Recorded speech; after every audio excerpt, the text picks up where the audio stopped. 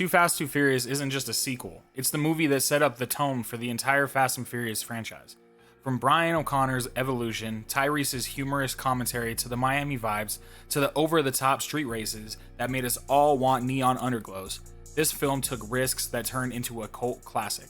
Let's hit the gas and break down why Too Fast, Too Furious deserves way more love than it gets. What up everyone, I'm Ed and this is Cinematic Suplex, the channel where movies of every kind, pro wrestling, and pure nostalgia all get thrown into the ring. If you're ready for a suplex of pop culture, you're in the right place.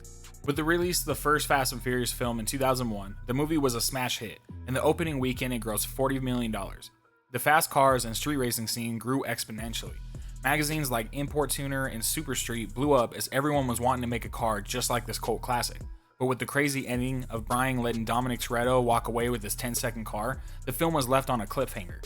So many unanswered questions and so many options of where the story could go, there had to be a sequel. Luckily in 2003, Universal Pictures blessed us with this gem of a film. So many people hated on this movie, but to me it's a small look into where the franchise was headed. Fast cars, funny punchlines, cartels, and insane stunts. This movie was highly reviewed negatively, but after revisiting it on Netflix this past month, I really just love this movie. For anyone that feels the same, hopefully these reasons give the best argument to why this film is a pure classic. First off, Too Fast and Too Furious is basically a time capsule of the early 2000s. The neon colors, the street racing culture, the music, it's dripping with Y2K energy. Even if some people see that as dated, that's exactly what made it so nostalgic today. Watching it now feels like flipping through an old yearbook, except with nitrous oxide and high-speed chases. Although the flavors of cars may not match today's cravings, these rides were amazing. Being a car guy myself, I really liked the purple Eclipse that Tyrese drove. The geometric little paint waves that they have on the side of the car was just so beautiful to look at. And who could forget Brian's Skyline? This was literally my favorite car as a kid. The gray and blue paint job, the underglow lights had me wanting to say especially the race scene when Ludacris's character is first introduced, it was just amazing. Alright, I'd admit it. Maybe I'm biased because I love cars and appreciate the beauty and wrench time that goes into them, but just the style of cars from this movie breathes what the 2000s scene was like. People just made their personal style match their cars. It was like their cars were the outside representation of themselves. The music, the style may seem dated, but to me I just love the early 2000s films because it's a time capsule to a funner time in my life. Another great point to argue why Too Fast, Too Furious is a cult classic is the chemistry of the cast. Having Tyrese play Brian's long-lost friend was awesome. It gave us a great fight scene like when Brian and Roman first reconnected at the Destruction Derby. You could feel like you understood where both characters were kind of coming from. Also, without Tyrese, I don't think we would ever get Paul Walker calling someone cuz. That scene still makes me laugh so much. But even the chemistry with smaller roles, like that of the cop who is constantly on Brian's case and Roman, when Pierce gets pissed and takes that dude's food, I mean, it's just hilarious. This movie is filled with funny gems that still hold up today, especially the Ejectocito cuz scene.